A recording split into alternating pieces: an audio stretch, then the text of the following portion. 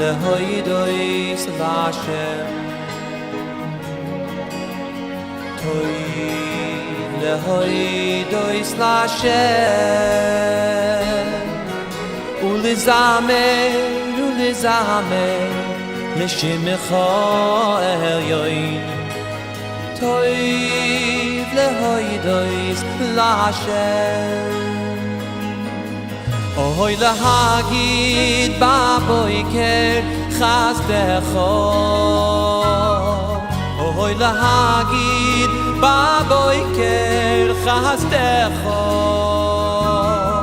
Ve'emunoscho ba'leilois Ve'emunoscho ba'leilois Toiv, toiv lehoidois l'Hashem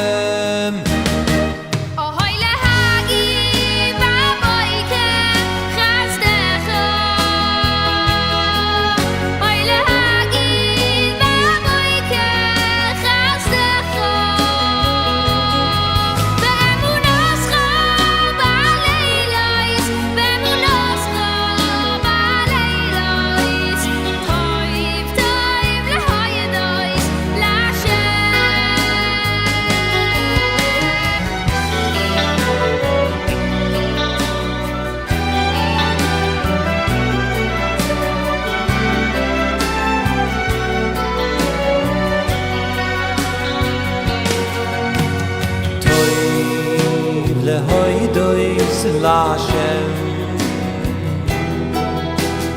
Toiv lehoidois l'Hashem Ulizamer l'shimcha elyoin Toiv lehoidois l'Hashem Oy lahagid baboiker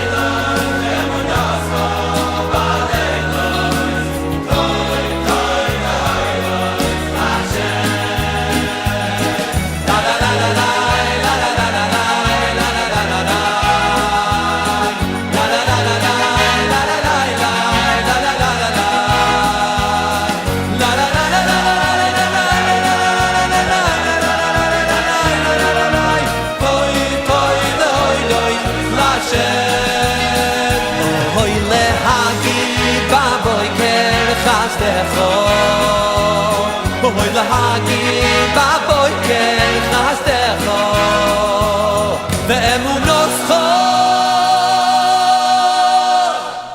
ba'leilois Ve'emunoscho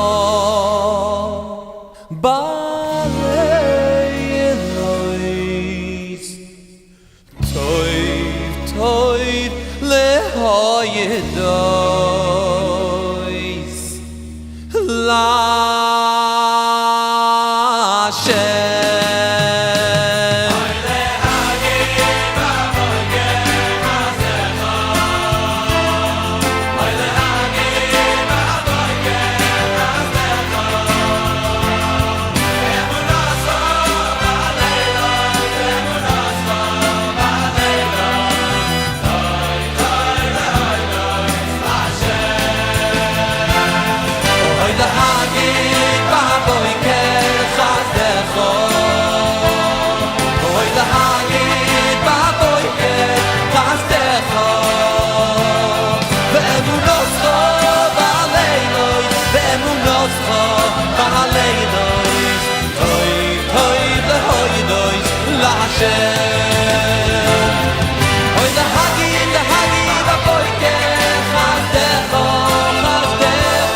When the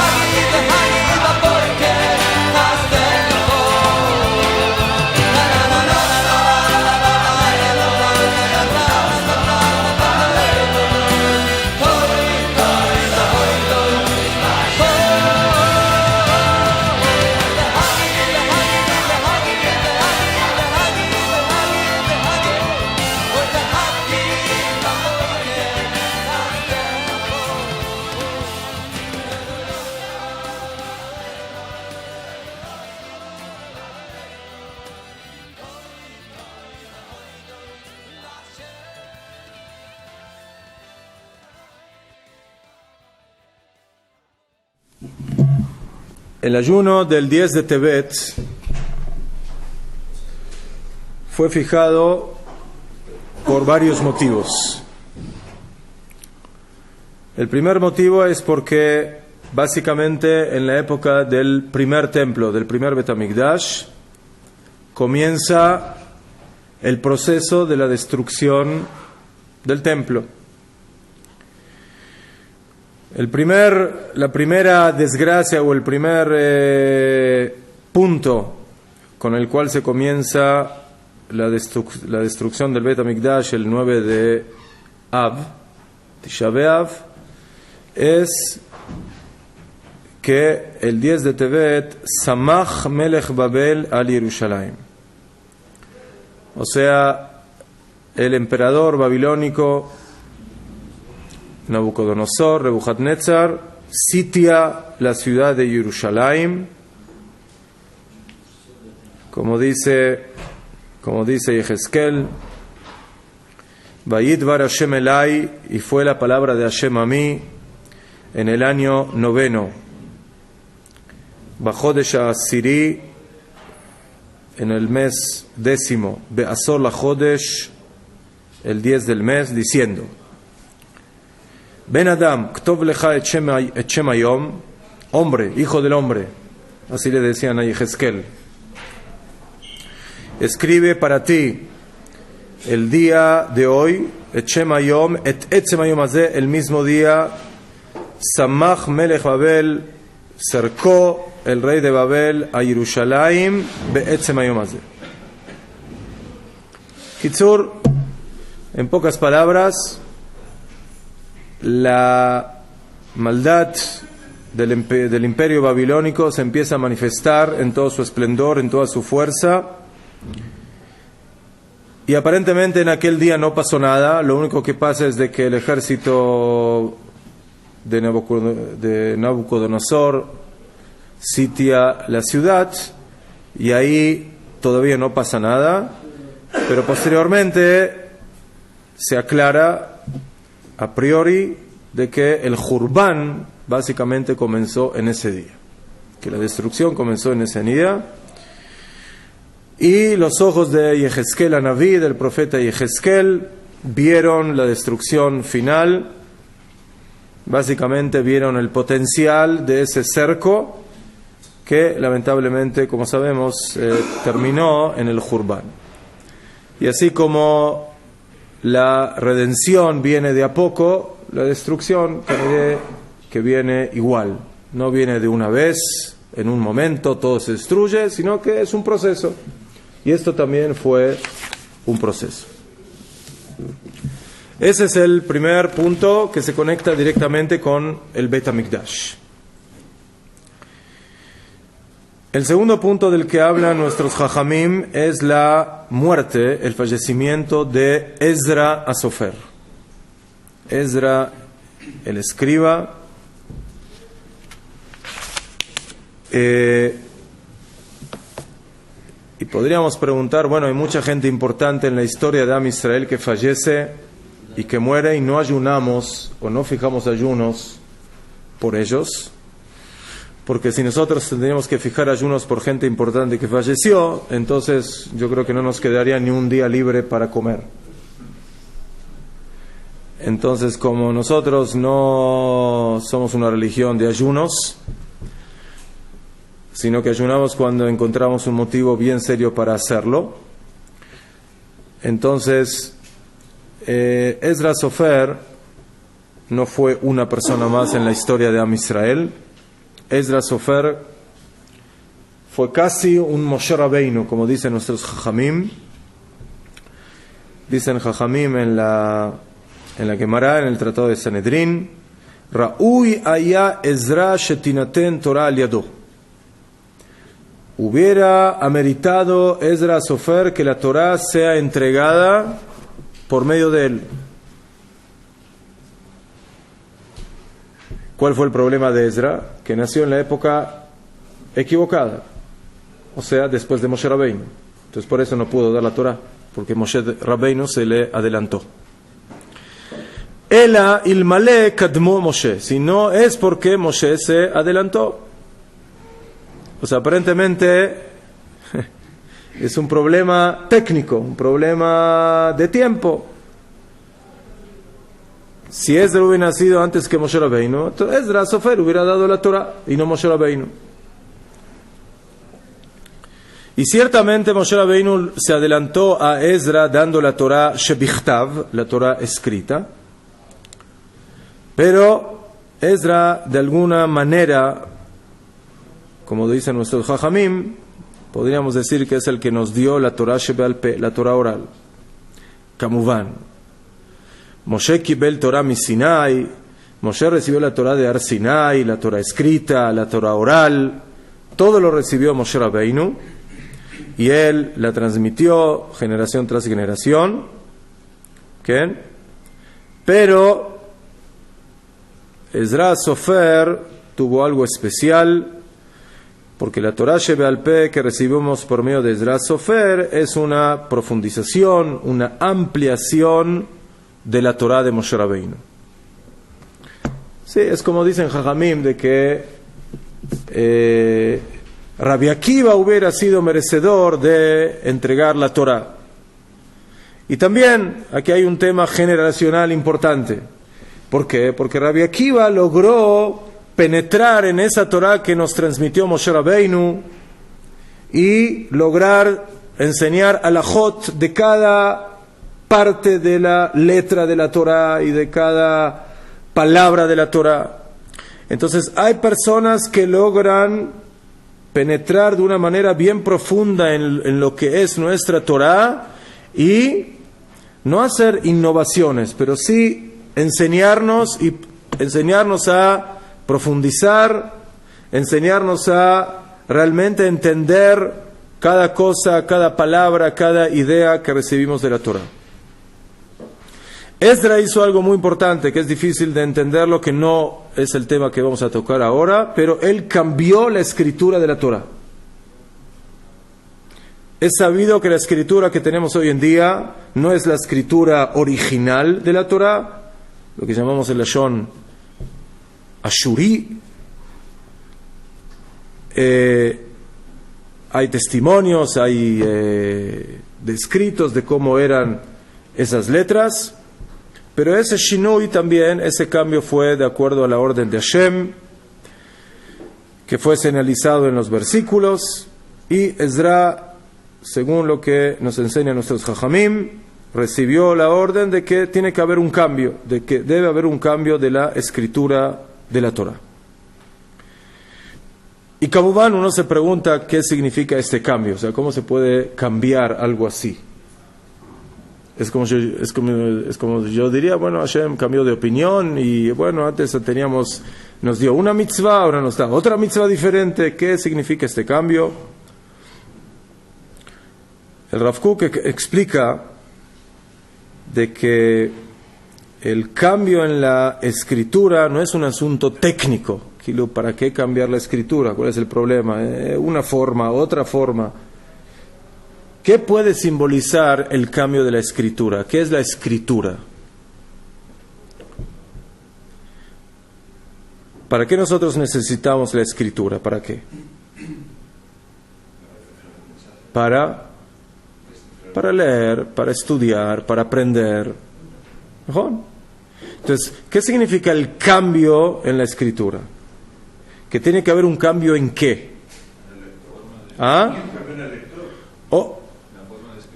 Que aparentemente, no, la forma de escribir es el cambio. La pregunta, ¿qué manifiesta esto? ¿Qué significa?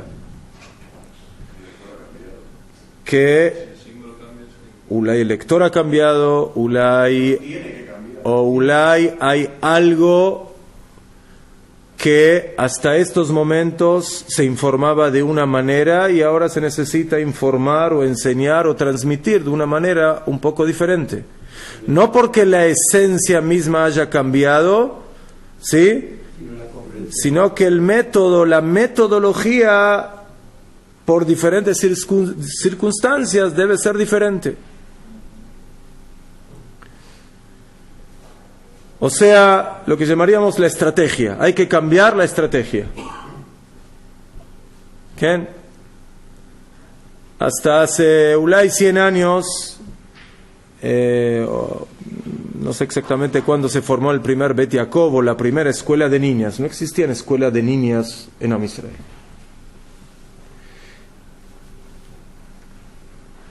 ¿Y por qué empezaron a haber escuelas de niñas en Am Israel? ¿Ah? ¿Por qué era necesario? ¿Porque ellas querían estudiar? Era necesario que estudiasen para mantener el camino por su lado. O sea, El nivel de los hombres subió. Los hombres también estaban luchando en la guerra y... comenzó la época de la emancipación, del modernismo, de la igualdad de derechos, de sexo, de esto, de todas esas cosas. Entonces las mujeres empezaron a salir de la cocina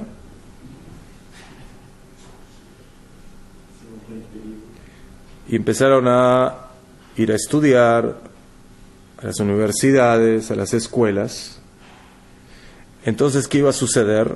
Algo muy irrisorio, que las mujeres van a estudiar matemática, van a estudiar lenguaje, van a estudiar historia, van a estudiar geografía, van a estudiar todas las temáticas habidas y por haber, pero una sola cosa no van a estudiar: Torah. Entonces van a ser, ¿sí?, van a ser genias en todos los temas habidos y por haber, pero en los temas de Kedushá, de santidad, de pureza, de Torah, no. Sí, en el momento que, por supuesto, las mujeres sabían sus alajot y lo que tenían que hacer, pero de una manera muy básica, muy simple. El momento que el mundo intelectual se empieza a desarrollar y llega también al mundo femenino, entonces la mujer ese intelecto no lo va a dejar solamente en el intelecto, sino que también lo va a aplicar en la vida cotidiana. Pero lo que va a aplicar es lo que ve en lo mundano. ¿Por qué? Porque eso es lo que estudia, eso es lo que sabe, eso es lo que aprende.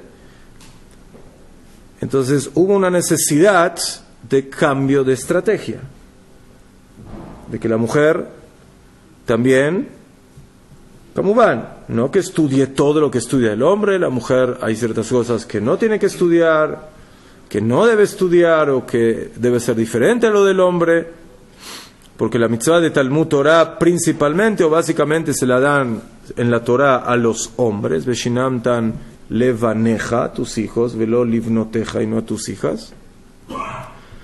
Pero las mujeres, primeramente, tienen que saber todo lo que tienen que saber las mujeres para poder llevar una vida familiar, una vida judía, en su casa, en la kashrut, y en la pureza familiar, y en la tefilá, y en las brajot, y en tantas otras cosas. Pero a eso, como van, se les añade a las mujeres el estudio del Tanaj, el estudio de la Emuná, y el estudio de la Torah oral, dependiendo en qué tipo de escuelas, y hasta qué punto, y con qué profundidad, etcétera, etcétera. Pero volviendo a lo nuestro, el cambio de la escritura es un cambio estratégico, educativo en Am Israel. Am Israel va a salir al Galut y necesita una shita, una forma, una estrategia diferente de la que había hasta ahora. ¿Qué es lo que había hasta ahora? En la época de los profetas, ¿qué es lo que había? ¿Quiénes eran los grandes del pueblo? Los Nevi'im, los profetas. ¿Quiénes van a pasar a ser los grandes del pueblo de Israel luego de los profetas? Los Jajamim. ¿Qué diferencia hay entre un Naví y un Jajam? El Naví, primeramente el Naví tiene que ser también Jajam, porque un Naví no puede ser un amaretz, un imbécil, un tonto que no sabe de Torah.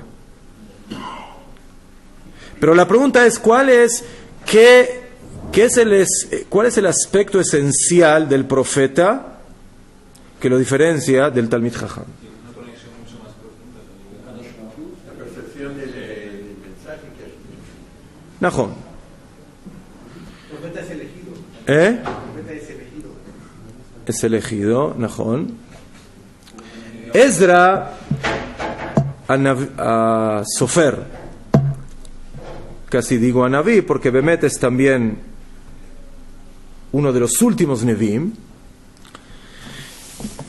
Ezra es básicamente un camaleón de doble color. Por un lado es el último de los Nevim o de los últimos Nevim, y por un lado es el primero de los que nosotros denominamos Jajamim, sabios. Hay quienes dicen de que Ezra era el profeta Malachi. Nosotros sabemos de que los últimos profetas fueron Hagai, Zecharia y Malachi. O sea, Mamash, uno de los últimos Nevim. O sea, es el traspaso entre el mundo de la Nevuá, de la profecía, y el mundo de la Jochma, de la sabiduría. Chazal dicen Naví Gadol mi Jajam. El Naví es más grande que el Jajam. ¿Por qué? Porque el Naví no es solamente Jajam, sino que es, además de Jajam, es Naví. Pero por otro lado dicen Jajamim, Jajam adif mi Naví. Más de adif, preferible. Hay que entender esto.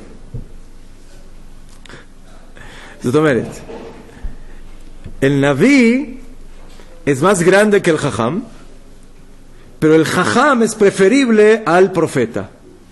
Aparentemente contradicción. Lama. ¿Por qué? ¿Ah? ¿Cómo? ¿El Naví no se conectaba con el pueblo?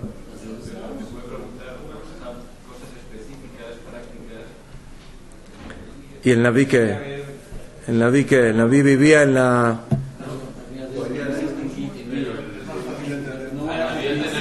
¿Es más?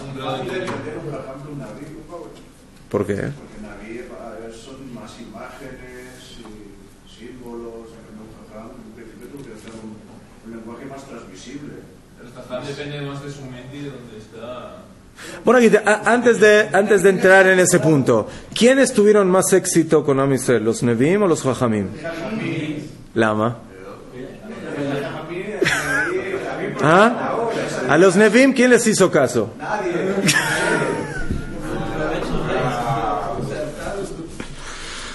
Es una triste realidad. ¿Sí? ¿Se acuerdan de Eliyahu Naví? Ahí que se quedó solito contra los Neví Abal. O sea, los Neviim sabían gritar muy bien. La pregunta, ¿quién los escuchaba? La influencia del Naví no es de manera principal vía educativa. El Naví, en sus características, también tiene la característica educativa, pero no es esa su principal fuerza. ¿Ah? A la larga. Pero podríamos decir, el Naví transmite energía. Eso es lo que transmite el Naví. ¿Sí? O sea, ¿qué ves en un Naví? Fuego. Fuego divino. El amor a Hashem, el temor a Hashem, el apegarse a Kadosh Baruj Hu. Cuando alguien ve eso, aparentemente no le tienen que decir, a ver, ¿vas a cuidar Shabbat o no vas a cuidar Shabbat? O sea, viene solo, como se dice. Pero por supuesto es en una forma mucho más general, no detallistas.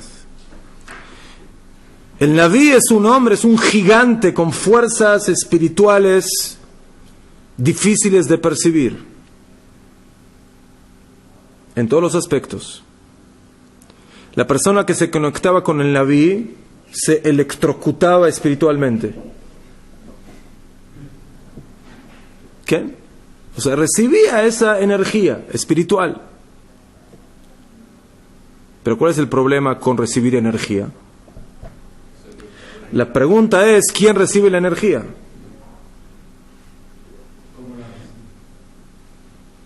Si esa energía llega a un cli positivo, entonces esa energía se va a utilizar positivamente. Pero si esa energía llega a manos peligrosas, a manos no preparadas, a keilim no adecuados, entonces esa energía se transforma en un desastre, en destructiva. Si la persona no está preparada intelectualmente, interiormente, moralmente, éticamente, para utilizar esa influencia espiritual que da el Naví, entonces podemos llegar a las cosas terribles que leemos en la época de los Neví, que no las escuchamos en la época de los Jajamim. Por ejemplo, de que se agarre una doncella y se la parta en 12 partes y se la manden por correo aéreo, Pilegesh Bagiva, y que luego todas las tribus, en la época de los jueces, ¿sí?, aniquilen prácticamente a toda una tribu, a la tribu de Binyamin. ¿Ma? ¿Qué? En la época del primer Bet HaMikdash, 3 pecados capitales: idolatría, asesinato, adulterio.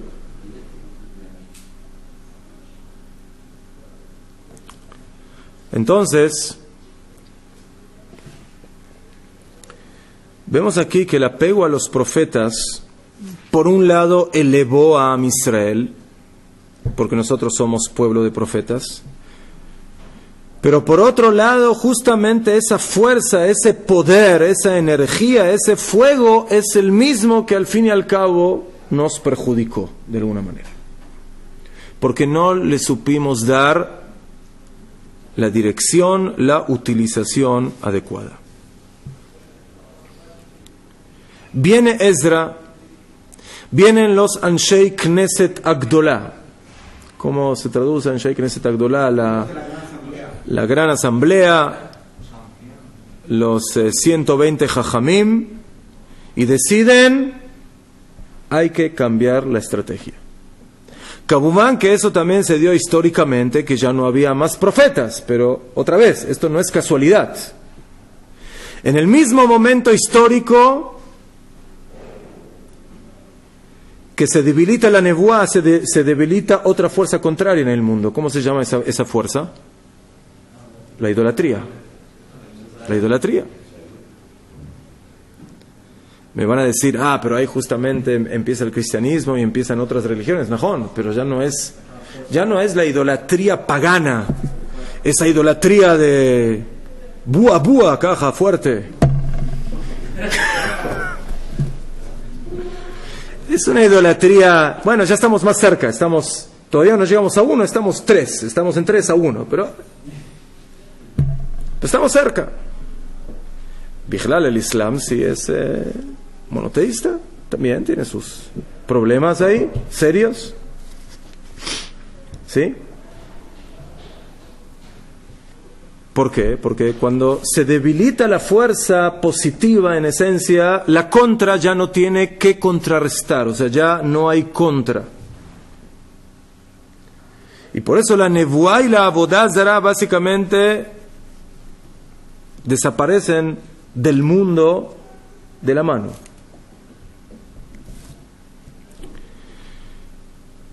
Entonces, si no tenemos nevuá, ¿qué necesitamos ahora? Ahora necesitamos la fuerza de la Torah Shebeal Peh, la Torah oral.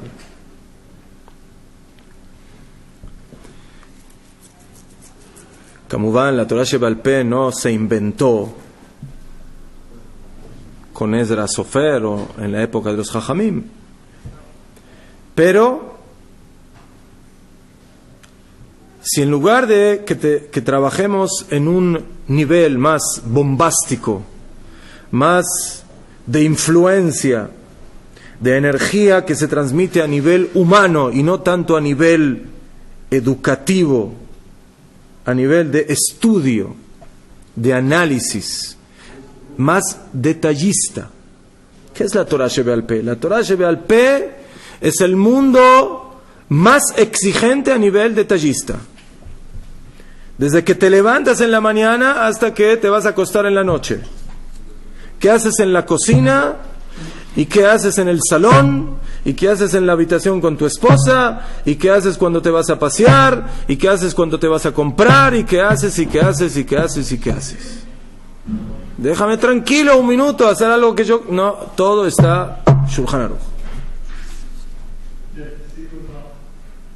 ¿No había Shulchan Aruch en la época de los profetas? No había Shulchan Aruch en la época de los profetas. Entonces, ¿qué? ¿No cumplían la halajá? Sí. Pero no hacía falta, de alguna manera, enseñar la halajá. ¿Por qué? Porque a una persona que respira le tienes que enseñar a respirar. O sea, se respiraba, o sea, estaba en el aire, o sea, todo el ambiente, ¿sí? La Nebuá, la Torah, la Kedushá, Bet HaMikdash, Kohanim, Leviim, Sanedrín. O sea, era la vivencia. Pero cuando todo eso se fue momentáneamente a la congeladora, ¿qué hacemos? Entonces ahora necesitamos de los jajamim que nos vengan como el niño pequeñito que hay que llevarlo. Ahora te vas para aquí, ahora te vas para allá, ahora te vas para ahí, ahora te vas para aquí, ahora vuelves al otro lado. ¿Entendiste? Sí. Detalle por detalle por detalle.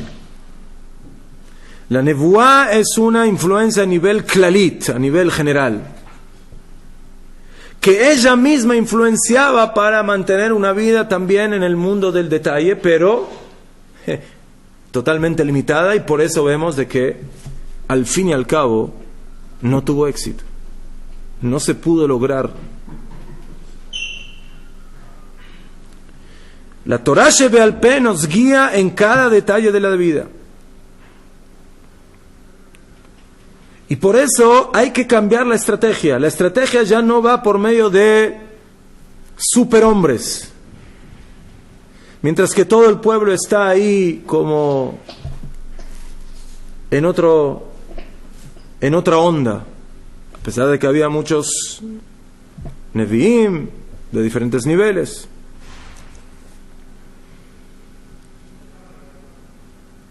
Así funciona con el niño. El niño, al principio en su vida, cuando es joven, no le puedes enseñar, o sea, lo tienes que educar, o sea, ¿cómo le enseñas las cosas? Viviendo. En la vivencia, ¿sí? No le das una clase de Rambam antes que diga la brajá de Amotzi Lechem Min Haaretz. No, el Rambam dice la filosofía de... Comes pan, diga Amotzi Lechem Min Haaretz.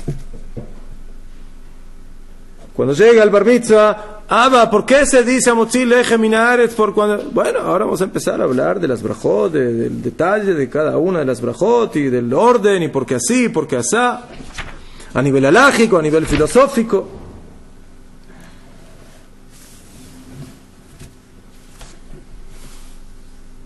Y por eso los Jajamim, los Anshei Knesset Agdolá, en la primera Mishnah en Pirkei Avot, nos dicen tres cosas. Hem amru shlosha dvarim. Ha'amidu talmidim arbe, que haya muchos alumnos. ¿Y dónde estaban todos esos alumnos antes? Eran elegidos. Eran los especiales. No cualquiera entra. El que tiene la coronita entra, el que no, no. Pero ahora hay que abrir las puertas a todos, porque ahora ya no hay Nevi'im. Ahora se necesita que todos estudien Torah, que todos aprendan, que todos profundicen. Cada uno de acuerdo a sus posibilidades. No nos podemos apoyar en los, como dijimos antes, en los superhombres, en los Nevi'im. Hevu metunim badim, tienen que ser tranquilos, como dice matun, tranquilo, no. Cuando se analiza un juicio, o sea, que no apurarse, vamos a hacer...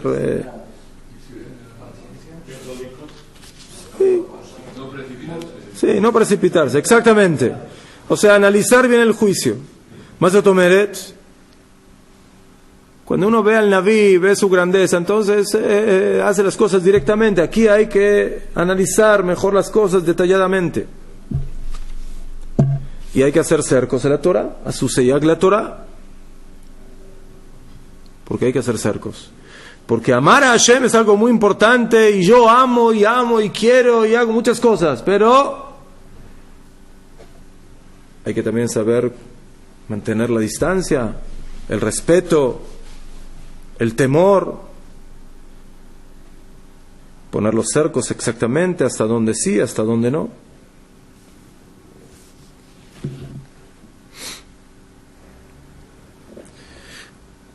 Entonces, ese es el concepto del cambio de la escritura. El cambio de la escritura simboliza el cambio de la manera como nos debemos manejar como Am Israel. O sea, por eso, el Naví es más grande que el profeta, que el sabio. Pero el Jajam es preferible en su sistemática, en su estrategia al profeta. Eso es adif. No hay ninguna duda de que el Naví es más grande que el Jajam, porque el Naví es también Jajam,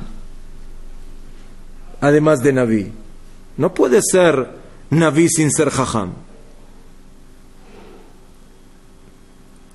Entonces nosotros vivimos en la época de la Jochma, de la Torah, de los detalles del Shulchan Aruch, y del Shulchan Aruch al Shulchan Aruch, y del Shulchan Aruch al Shulchan Aruch al Shulchan Aruch. O sea, cada Shulchan Aruch ya tiene su Shulchan Aruch. Y Sefaradí, Ashkenazí, Taimaní, Marroquí.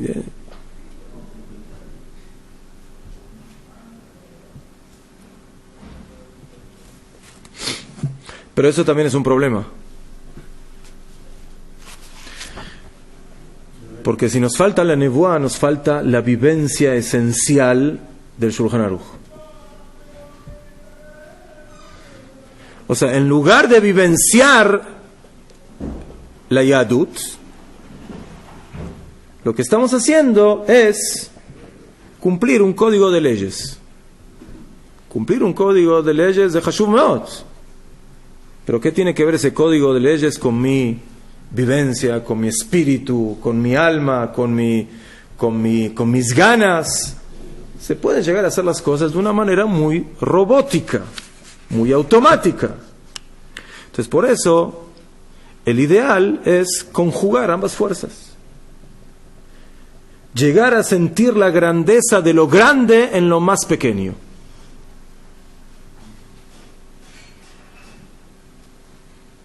¿Sí? Hasidut, Kabbalah, Zohar,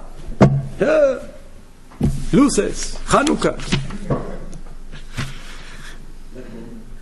Lo que dice Eliyahu de Gamnechon. ¿Por qué cuando se está acercando la Geulá se despiertan los manantiales de la Torah Pnimit, de la Torah interna, de la Kabbalah, de la Hasidut? ¿Por qué? Porque Am Israel ya está cansado de ser shulchanurista o mashu kazé, no sé cómo. Queremos vivir el Shulchan Aruch, no solamente cumplirlo. Queremos la vivencia interna. Ese fuego que tiene el Naví, sentirlo en todo nuestro ser, en cada detalle de lo que hacemos. Te callemos. Es muy difícil. Sí, la persona puede tener momentos de chispas, pero chispear todo el tiempo está complicado.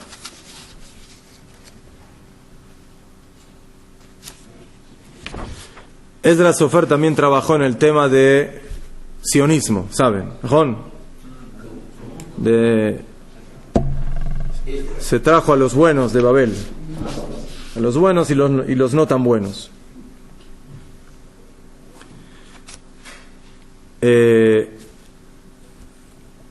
Y eso es Bemet por supuesto en forma muy general, la importancia de Ezra Sofer.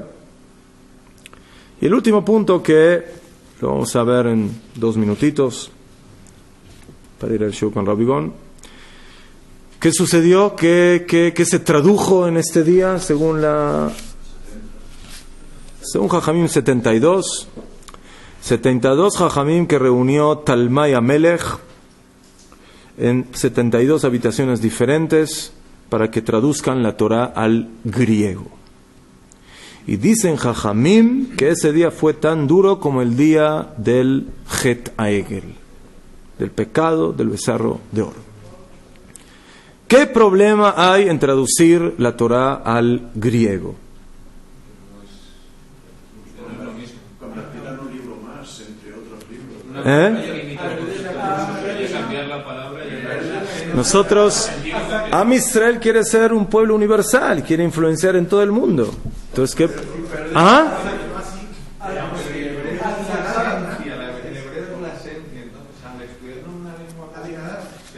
La traducción es traición.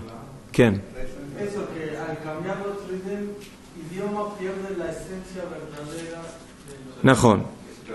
¿Qué intención se quería traducir? También es importante. Cultural. Aquí este es el problema. Si la traducción era para cumplirla, pues entonces sí, quizá no habría sido un problema.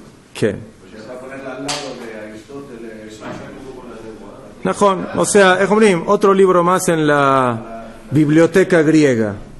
¿Sí? O sea, si somos hombres de cultura, tenemos que abarcar todo. ¿Eh? Otra vez que limitamos lo que puede ser mucho más amplio y tal. Mejor. ¿Qué? Esto se refiere también al tema de... No es lo mismo cuando leemos Pasú en español ¿Qué? que cuando lo comprendemos en hebreo. Claro, en español no se entiende y en hebreo sí, claro.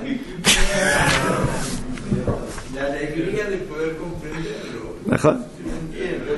Kitzur, el tema Kamomán es muy amplio, pero eso se refiere a la relación interna que hay entre la Torah y las naciones.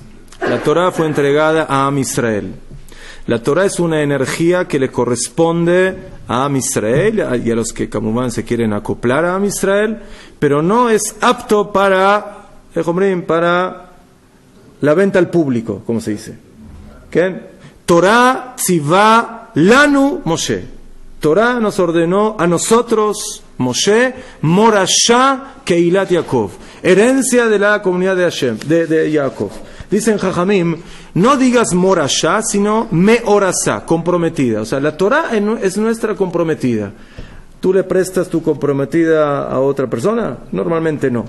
Sí, eso es lo que... Está medio problemático, ¿sí? Compartir la comprometida, pero como van, este es el simbolismo. O sea, la Torah tiene su compromiso con Am Israel, ¿quién? Y como van, esto también se relaciona con la posibilidad de la traducción que no es exacta, que no es correcta, los engaños, las transgiversiones de la Torah que se van dando y que se dieron, ¿sí? Y que se empezaron a explicar. Entonces, para sintetizar, Azarat Beteve tiene 3 cosas. Bet HaMikdash, destrucción del Bet HaMikdash, comienzo, el fallecimiento de Ezra Sofer con la época de traspaso entre el mundo de la profecía y de la Jochma, de la sabiduría de la Torah, y el tema de la traducción de la Torah al griego. ¿Qué aprendemos nosotros de esto? Primeramente, nosotros no hacemos luto por el pasado, sino también por el presente. ¿Qué? Y si el 10 de Tebet Nebuchadnezzar hizo el sitio a Jerusalén, entonces ¿qué tenemos que hacer? Lo que los Goim no quieren que hagamos: construir Jerusalén, ampliar Jerusalén. ¿Escucharon las noticias últimamente? Bueno, no últimamente, en los últimos 2000 años, pero bueno, sí, en los últimos 2000 años las naciones no quieren que construyamos Jerusalén, que no nos acerquemos, que no. Entonces, eso es lo primero que tenemos que hacer. ¿Sí? Construir Jerusalén cada vez más grande, por supuesto, Bet HaMikdash y todo lo demás. El segundo es Ezra Sofer, entender la importancia del refuerzo de la Torá, del estudio de la Torá, del detalle del cumplimiento de la Torá y por supuesto también el tema de la Aliyá, de regresar a Eretz Israel. Y el tercer punto, por supuesto, la traducción de la Torá, ¿sí? Entender que nosotros no corregimos cosas en la Torá, sino que queremos una Torá genuina, una Torá real, una Torá con la cual vivimos.